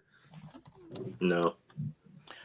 No, I've seen the Nutcracker Prince, but it hasn't been. It's been a long time. I don't think that's Disney. It's like it's Disney-esque, but it's not Disney. It was pretty. It was pretty good for like a basic version of the story. I think you know what I mean, without a lot of ballet. You know, I saw Joe said he likes Tom and Jerry one, so I'll have to look up that one. But I didn't know if anybody else had another one that. Now, who plays the Mouse King in the Tom and Jerry one? Yeah, I'm guessing it's Jerry. That's typecasting. Come on. Yeah. Daniel Day-Lewis. No, but like Jeremy said, like I've seen the Nutcracker ballet probably 15, 20 times, but that's because my daughter does dance. And so every year I see it 2 to 3 times. And it'd be rough for me to tell you exactly what the plot is. You know what I mean? But it's like every ballet is done like a little bit different. And even when we watch ballet performances online, a lot of times it's Grayson looking for a particular famous ballerina that's doing it somewhere. Like her last night, Mrs. Hedgehog took my daughter and my niece and my sister-in-law. They all went to a performance of the Nutcracker down in Princeton, New Jersey, because some of the teachers at her dance studio were doing it there. But so it's tough to recommend one. But that's a good question to see if there's one out there if people want to check it out. Like if there's maybe a more narrative version. You know what? The most narrative version I can think of, Mickey Mouse. Disney does one, has a Nutcracker version. So if you go on Disney Plus, it's one of those Once Upon a Christmas, I think, has the Mickey Mouse Nutcracker version in there, and it has some of the music, which is pretty cool. There's a bunch of versions too. Like I mentioned one called like the Nutcracker in the Four Realms or something. That's a more recent movie where, like a lot of these old stories, it's more that movie's inspired by the story in the Nutcracker. They take a lot of liberties because, correct me if I'm wrong, Jonathan, you may know this. I think the Mouse King is only actually in the first act of the Nutcracker. Like the whole second act with like the dance of the Sugar Plum Fairies and all that. Like the Mouse King is not even in that part. So there's almost like 2 very distinct sections of the story in the ballet. And some of the subsequent adaptations of them, they might not even adapt both of those parts. I think that's right. Elijah says the Care Bears version was my first introduction as a kid. Used to love it. There's a Scooby-Doo version where the Nutcracker is part of the theme and everything. Again, it's also one of those very famous stories that people have, cartoons and so forth have taken elements of to bring into, do their versions of it. Again, influenced by. Yeah, I think the Nutcracker Prince is not language wise, but pretty true to the story. Kiefer Sutherland is the Nutcracker Prince. And Phyllis Diller and Peter O'Toole are in it from 1990. So, nice. Right. Now, you were talking earlier today, Trevor, on your show about the concept of a Rat King. Does everyone because this is one of the things I discovered in my research. Does everyone else know what a Rat King actually is? From TMNT, yeah, sure. Yeah. That's the one I know. So is that a no? That's a no. Unless it's the one from TMNT, no. So a Rat King is apparently this phenomena where different rats get bound together with grime and filth and just disgustingness, and they can't separate themselves. What? So if you look, warning everyone, if you look this up, it is repulsive. But they get bound together, and unfortunately they typically die because they're all bound together in filth and they can no longer move independently. But that is what a Rat King actually is, which is interesting because there is one of the versions of the Nutcracker story where they present the Mouse King or the Rat King as this giant mass, this huge mass of rats that all almost like Transformers Combiner like form into this creature. And I believe that is where they got that concept, this mass of rodents that are just bound together in filth. That's so Look at that comment from David Williams. Yes. Oh God! I did a nasty Rat King tattoo on a girl's knee. Oh gosh! That's like look. Obviously, everyone's looking it up now. And a knee too. That hurts like hell, man. Oh, Yeah. Trevor's like, I know from experience. My knees are all gross. tatted up. No, they're not. So that's But- funny. So that was like a concept or a thing going back, hundreds of years probably, and that's where they got the concept for the story. That's crazy. It's just a very, very strange. Like I said, when I was looking up all Pretty much. this stuff, finding that, I was just like, wow. The Tuesday Crew is like the Rat King of the toy community. For those who aren't aware, that's his audience he's talking Yes. about right there. The Tuesday Night Lives. Backstabbers, the Rat Kings. Oh, That's Well, nasty. or there are a bunch of rats, and you're the Rat King, Wade. So You know what I haven't seen yet? That's crazy. Apparel. real. There we go. I hadn't seen any of the swag yet. Oh, yeah, I didn't think about that. It's here. We usually do that too on the show, and I forgot about it. There you go. Don't worry, I got you. 'Cause I started too early. Here we go. So if you want to mix those images now, your baby, right? And the Rat King images we were all just looking at on Google. Sure. There you go. The logo, this It needs to depiction multi-level. is very cute. It is very Yeah, this is mouse-like, adorable. and it's very cute. Like obviously, like there's the bone thing, but just like the concept of like the frilly collar around a little cute little mouse head is just so, I don't know, endearing in certain ways. And It's then very much the opposite of what we were just looking at. yeah. Right, And then- exactly. I'll share this. No, just kidding. But cool. Go to Retro Rags. Yep. Grab your Mouse King gear. I just realized, actually, before I was getting ready for the stream, the only Figura shirt I think I have is the original Four Horsemen shirt, or not Headless Horseman. Excuse me. It's all Four Horsemen. So I'm gonna have to remedy that. I need a Marley shirt. Probably get a Mouse King shirt now too. I recently picked up a heather soft tee in the one of the heather colors, and I love that shirt. I got a red with the Bathier on it, and I highly recommend the heather color on these shirts, on the soft shirts. John, you didn't get a Jersey Devil shirt? No, isn't that crazy? Yeah, I it's thought of the crazy. same thing. I need to get a Jersey Devil.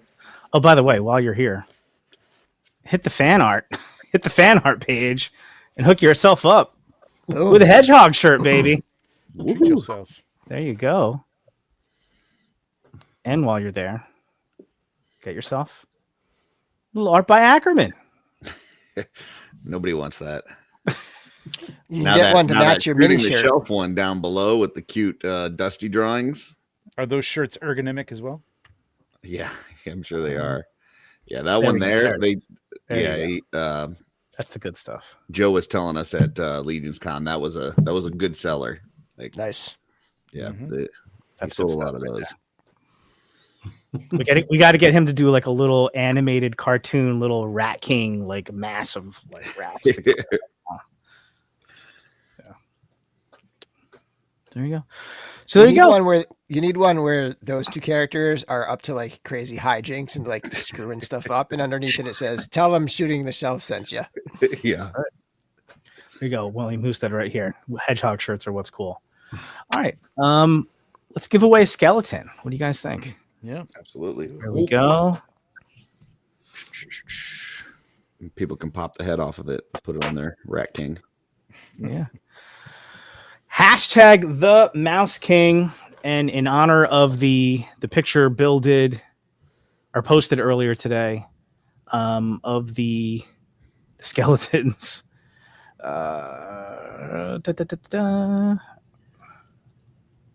Real quick. Oh, D. What's up, D? Amazing. What's There up, he D? is. What's up, What up, dude? man? Yeah. What's up, Darius? Oh, Jonathan, you're sharing your screen and the grossness is being seen, I think. Oh no! Sorry. Was that the Rat King thing? Just in the little corner. Oh yeah. Oh, it was Nate Armstrong. So you can guess. Was that Rat King images? No, it wasn't actually. It was, okay. They were just like Christmas ornaments, but from far away it looked like it. So From it's okay. far away, it was just a massive stuff. So I was like, "Oh no!" So even if you zoom and enhance, it won't matter. That's the problem with StreamYard here. Facebook is great for sharing pictures and stuff. It's real easy, so you can just set up a bunch of tabs for it. The problem is if anybody messages you with Rat King images, that might show up. Yep.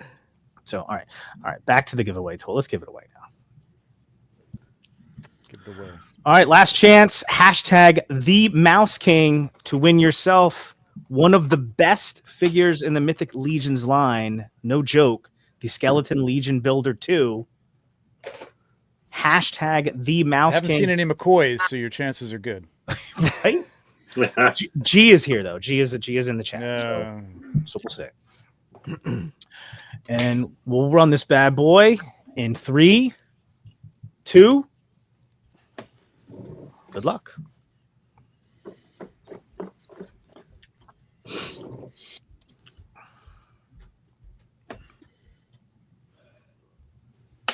At TD3 Trooper. Congrats. Congratulations on your win. Now, this might actually be somebody we know really well. I don't recognize at TD3 Trooper, but of course now with YouTube changing the way they show the names up there. Yep. TD3 Trooper. All you have to do is shoot me a message on Facebook, Jonathan Doneth, or on Instagram at Hedgehog Action, and get me your address, and we'll send this bad boy out to you. Congratulations, my man, or my woman, or whatever. It's fine. And yes, Rob, it's rigged. Every time he says that. Every time. Doesn't matter who wins. So there you go. Mouse King. I am super pumped about it. The figure looks amazing. The customizing possibilities. Somebody's going to make a Hydra. Who knows? It's going to be crazy, man. You guys did the thing today and totally took me by surprise. Well, again, that was part of the point is here. I mean, the number one thing is to release a cool toy. I mean, at the end of the day, that's what it's all about. But, piggybacking off of those comments at Legions Con, this line was always meant to be a surprise. It means surprise figures. So the whole point here is to keep you guessing. And I think after what we pulled this morning, people will not be too comfortable with their predictions in the future. Yeah. Yep. Yeah. It's like Bill said, it was like confidence, Curtis. That's crazy. We were talking this morning I about want that. I want a whole bunch of like pirate rat dudes. I think they'll fit in really well with the. I mean, not that we'll have that wave soon, but like, I think I'm going to put them on my ship. And you could totally do some quick swaps to like get it to like a pirate mode. Which Jeremy got over here. Look at that. I got you. Holy hand grenade. Absolutely. So he's got Trevor had the multi-headed version. I've got it displayed right now with the single-headed version, not with the kingly collar on. So, cool. Just between the different heads, the collar, not the collar, there's a lot of different display options that you can do for this particular figure. That's a cool look with the cape underneath the neck piece like that. Yeah. Like like the fur is sort of like flowing over the top. Yeah. And like you said, Bill, I hadn't even tried this, but this looks great too. Like just right on there, pop it on and put it forward. It looks, and with that new neck that has that double ball, so you can push it forward. It's not too bad. I mean, somebody does a little piece or something that fills in there, but it's not even that bad. Like you don't even see it until you can't see it from the front at all. 3/4. No, not at all. It looks really good. I like this look a lot. I like this look. We were talking about the possibilities with this head unit thing this morning on Saturday Morning Toy Collector. They were talking about it, and it's likely that each of these units where you have the fur is like a separate piece glued in, where you could theoretically unglue those, pop those out, or if it was a factory situation, they could potentially like use a structure like this for like something cosmic. Maybe this piece could be swapped out with something, and like, and have it be, who knows, all sorts of tentacles coming out of here, or just something Snakeheads. crazy. And for customizers, I think there's a lot of possibilities with this thing. Oh yeah. Yeah, Even a and display, just to display heads. Like, oh, I'm not going to display this thing with the 7 heads. Just having this with like heads on it on a shelf to like just hold heads.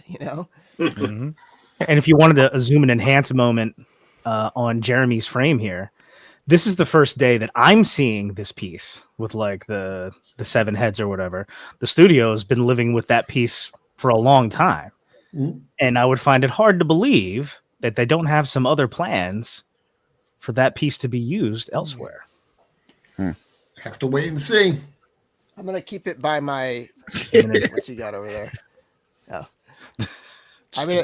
I've decided to keep it by my bedstand. It fits nicely in the hand, and it's a heavy piece. It's kind of, you can thread your fingers through there. It's a nice heavy piece to like Throw a nice knuckleball with take that. out an intruder. Yeah, throw it, or just like take out an intruder with it. It's a big piece. I can't wait to explode that. Dude, I love this. Yeah. Mythic's weaponized. Imagine a Tiamat tribute with all the dragon heads. I haven't tried this yet, and you'd have to like trim down the bottom of it here. But I wonder, like the diameter of it looks pretty similar to Slog. Like you could put that in a Slog body and put a bunch of alien heads on this and just have a absolutely wild figure. Nate Armstrong's already done it. I was going to say Nate. Yeah. Right. I gotta hide this elastic piece, but this. So you know what? Shoot. There's 7 heads on it. You could put 7 different dwarf heads on it and make some crazy mutant like Snow White inspired. Oh my god! The 7 dwarf like single character. Holy crap, that's amazing. This is what this Darla cape was made for right here. There you go. Oh, there you Oh go. yeah, dude. Nice. He does that. Heck yeah. Fire it up. Fire it up. See, Curtis, you said Nate Armstrong, and I immediately was like, what would Nate Armstrong do with this? Yeah. Making it into the 7 dwarfs. Yeah, I could do that. That's a good one. I could see Nate doing that. And if you're worried about the beards, there's a way. Look Where at that. there's a will, there's a way. Yeah, there you go.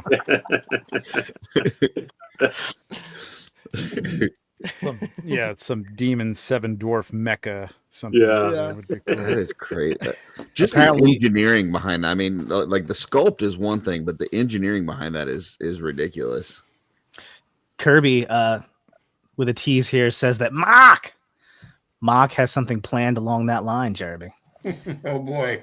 But obviously, This would be- instead of dwarves, it's going to be goblins. Here we go. And this would I be love a fun one for like Chris to kind of like talk through the process of figuring out, just the manufacturing of something like this, If you had one body with 7 swig heads, would that count as 7 swigs towards the total or 1? 7. Yeah, well, what Gina wants to know, 7-headed swig. Exactly. Yeah. I 7. can't believe that I didn't think about Eric having to work with a resin piece for this thing. I can't even imagine how heavy this thing was. Crazy. Not Are surprised. there- I'll ask Chris to talk a little bit about that on the next show that he does. So on the heads, there's obviously the one that has its mouth open. There's one with the crown. There's one that has like the teeth out, and then there's 4 kind of, I guess, normal looking ones. Are they all the same? Yeah. Sculpt. Okay.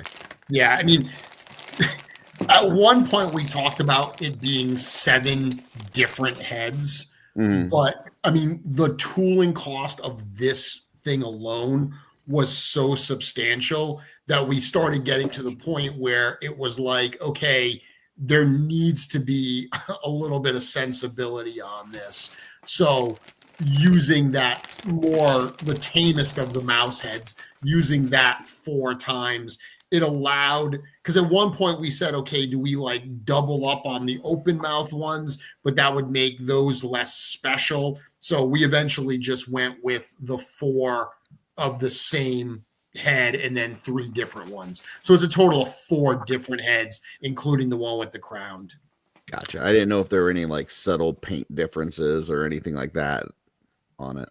So not intentionally, like looking at it here, there's a little bit of difference, but it's just a matter of, I think that, if you compare any 2 figures, they're slightly different. And then this is fur, so it's got some dry brushing on it and stuff. So, but not intentionally different.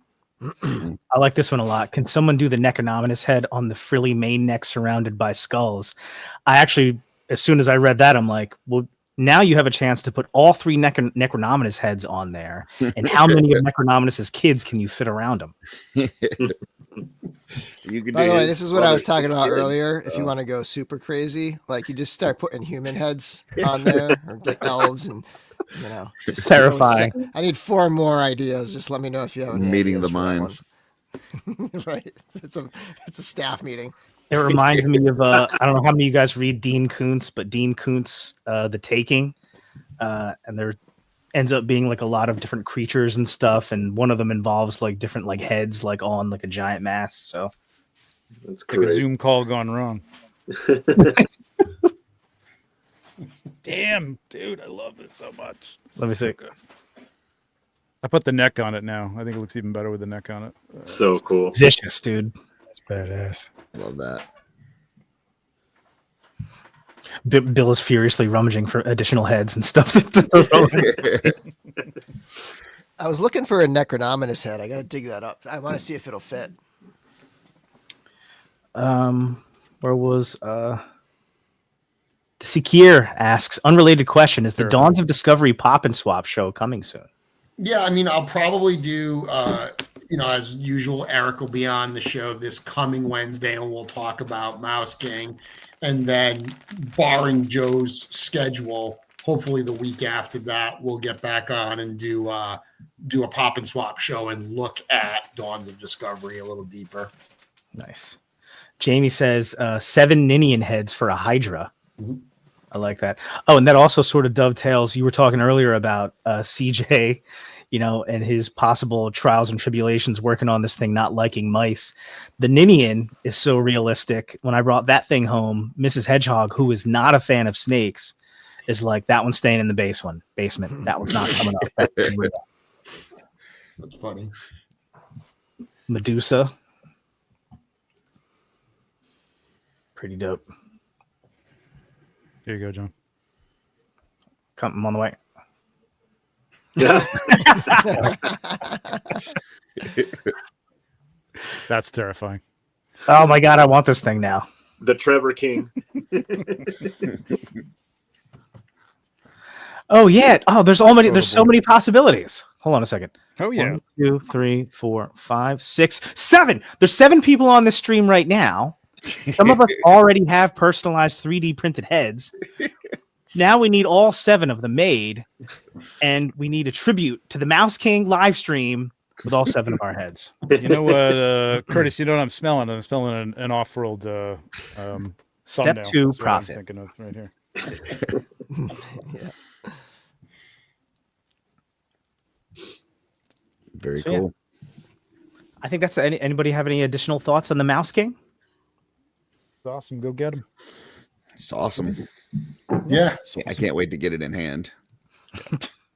Shipping will begin, like I said, this week. Cookie and his team, they're ready to go. They're ready to get these going, get these out and stuff. So one of the things, with Jersey Devil, we talked about this when I was on. That one fell at a weird time where we also had Legacies coming up and Graveyard coming up, and we had to do it before it was in hand. So it wasn't the typical Figura Obscura teaser to sale drop to them starting to arrive in hand, a couple days later. This one will be, because this is in hand. These are at the warehouse now. So hopefully this week we're going to start seeing these show up. We're going to see people talking about it and everything, and get yours while they're available. It's the gift that keeps on giving. So I don't know if Absolutely. this is what Kyle Robinson meant, but how about just 7 of the Headless Horseman meatheads? Just no head, just the neck. All 7 of them. That's terrifying. So yeah. Bunch of severed. They were all severed off. Yep. I think this is a Darla. We might need some more furry capes if you're into it. Yeah. If you're feeling it, we'll buy them. Yeah, she looks said that cool. one was no That fun looks to great. do. Yeah, I bet. It's all right. Double the price. That's right. Double the price. Double the price. So, all right. Jeremy, thank you so much for coming on, man. Thank you for having me. Always a pleasure. I think this figure looks freaking amazing. I can't wait to get it. And everything we just sort of talked about now only makes me think that maybe I need a couple more and seeing what else we can do here. Because I'm watching Bill and Trevor pop on all these different heads. That looks like a lot of fun. I just appreciate that the surprise is back. Yeah, absolutely. You know, even It's cool. Even next year, if they went back to the Christmas Carol, like I still wouldn't know. Like I'm like now I'm like, okay, it can be anything. So yeah, we do it all for you, Curtis. I appreciate that. So, all right, guys. Any final thoughts on the Mouse King? I will say that there is a gift. I don't know if we've mentioned that, but as usual, there's a mystery gift. And what's the usual thing? Like wait till Christmas to Last time it was Christmas. spoil I it? usually, it's so tough, but I think Christmas is an easy point because by that point they should all be shipped and hopefully all arrive. You know, it does take us a couple weeks to get all of these out. So even people that ordered in the first few minutes of the sale, depending where your order falls in our picking queue, it could be a couple weeks. So keeping it to yourself, keeping the surprise for other fans until Christmas, that always has felt like a good day to do it for. But yes, like we've done every year for the holiday Figura Obscuras, the end of year one, there is a surprise in the package for you. And I think one thing to note too, for like, there's always a lot of new people in the cabal and in the community on social media, like that just aren't aware of this. Like, be patient. Like, if somebody does reveal it, like accidentally, it might not be that they're trying to like ruin your day. They're just probably excited that they got it. Like, don't get too hung up and crazy about like, you know, that. But also, if you do hear it, and maybe somebody could post it in the cabal, but just like, do try to like respect that some people want to see it in hand. Yeah, but also don't be that person that's well, you're sapping my fun because you won't let me share the photos of my toy, and it's like I mean, listen, cool. Just be cool. Yeah, be cool. The number one rule. It is the number one rule. Yeah. The number one rule. That's me with my kids all the time. You're not even listening to the number one rule. This is the opposite of being cool. What you're doing right now. You know, sometimes what people have done in the past is, sometimes people just need to show it for some reason. I don't know why, but then there'll be like a post in the cabal, like, here you go.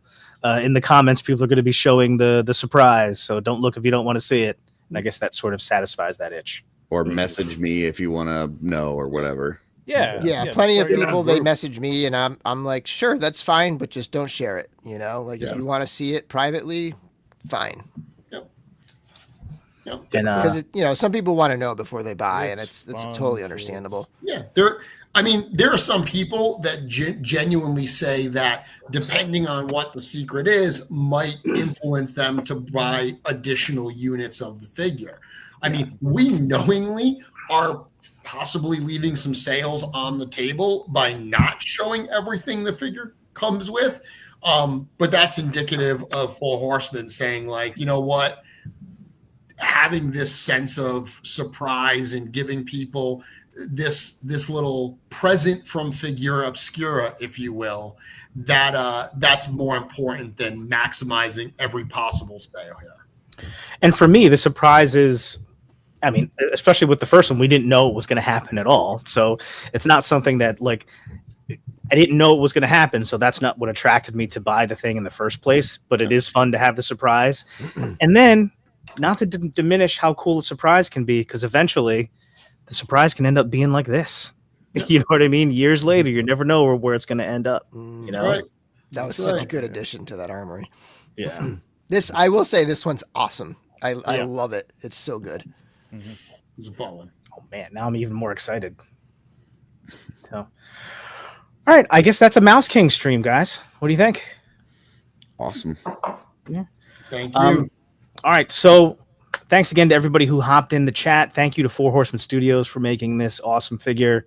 Jeremy, thank you for your time and hopping on and spending some time with us to talk about the new release. Thank you. For everyone's viewing pleasure, there's no shortage of places to turn. 6 p.m., Brick Something's channel, Brick Something. He's going to have Wade, Unparalleled Universe, on the channel to talk Odious.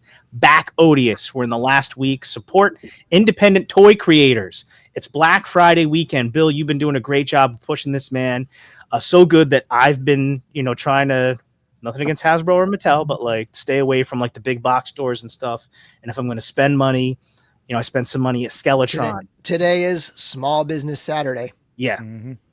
Spend some money with Four Horsemen Studios. Check out storehorseman.com, storehorseman.com, not just for the Mouse King. There's a ton of great stuff you can get at incredible prices you may never see again. And grab that stuff now. And there's a bunch of other really great toy creators. And it's Christmas time. Get those gift cards for your loved ones. Yeah. Yep. I'm gonna get my mom like $500 in gift cards, and then just wait for her to be like, "Well, I guess you can have these." It's the Homer. Oh, it's the Homer gift. I accidentally got it in my size. I'm sorry. It's a bowling ball that says Homer on it. Well, if you don't want it. Oh, Yeah, yeah. you don't want that? Again, speaking of if you need some gift ideas, don't forget, head over to Retro Rags, get yourself some Mouse King shirts, and see what else is there. Who knows? There's lots of great stuff on that site. You never know what kind of great stuff you can pick up. I go with, depending on the garment, XL or XXL. I'm just saying, get yourself some gear. If we're saying this type of thing, I'll just tell everybody right now, I don't yet have a PlayStation 5. I'm just saying. I'm not saying any reason why I'm saying that, but just letting everybody know. Putting I it don't out have one there. yet. Yeah, but seriously, I'm trying to do a little bit better as far as spending my money with small businesses. It's a great thing to do this weekend. Four Horsemen Studios, independent, not beholden to anybody. Get yourself a Mouse King. So going back to Nergzoic has a sale going on. Articulated Empire. So yeah, BBTS has a lot of great Black Friday deals, including Stavros. Yeah. $20 off. I gotta grab another one. I think $20 off. I am absolutely going to pick up a Stavros because I price did. on that. I bought him the first time around, gave him away. Now I have a chance to get him back. See what happens. Karma comes back around. Yep. 9 o'clock tonight. Shit, I was all happy with myself that I didn't spend any money on Black Friday, and then Jeremy and these guys had to drop this Mouse King, and there went that. Yeah, a little inside baseball there. We were talking. I think it's okay if I say this too. Eric was like, I'm not sure if it's a Ghost of Christmas Present. I'm not sure if I'm in or not. We'll see. Blah blah blah. And then I checked in after the Mouse King. He was like, yeah, I bought 3. So it's pretty cool. I'm like, damn it! it's like this is a hard Got one him. not to get a few. Like it's there's so many display options. There's so many custom options. yeah. It's just like it's one of those kind of home run. I have a feeling drops, this I is think. just going to be a fun one to just keep on the desk for a while and just play Oh with. yeah. Mhm. Just to mess with that new Yeah. body. I mean, the new articulation and everything. Mhm. Yeah, there's. I had. I mean, I was like, forget it. I'm like, I'm done. I got to get Yeah, 3. this is going to be a desk figure for a while. Yeah, for sure. Yeah, if nothing else, just sitting on the stream and watching how much fun Trevor and Bill were having. Again, Yeah. Mhm. like throwing different things on there. All right, guys. Thanks again to everybody who hopped in the stream. Purple Gang tonight at 9 o'clock. Brick Something 6 o'clock tonight as well with Wade. Tomorrow night, Shooting the Shelf 8 o'clock. Right, Curtis? Yep, we're going to have the folks that had the New to Mythics vendor table at Legions Con this year to talk about their vending experience. Nice. So it'll be Schmerber and all those guys. So yeah, it'll be fun. Speaking of Schmerber, I think he's going to have a New to Mythics live Sunday morning. I'm pretty sure tomorrow morning, probably 9 o'clock. I think. Check that out. Do we have a Legions Lounge coming up? Not this Monday. It should be the following Monday, though. Yep. All right, cool. And All right. buy a calendar. And buy a calendar. Go to Trevor's Etsy. He needs a second fireplace. So Yeah. maybe next time we can get some pictures in front of it. Actually have a second fireplace. The third one would be nice. Yeah, he's got 2 fireplaces. Thank you for coming through in the clutch. What are you, Nate over here? Exactly. Last year's calendar bought that. That's right. That's right. Yeah. And until next time, don't forget the number 1 rule, which is Be cool. be cool. Later. So I'll see you guys in November.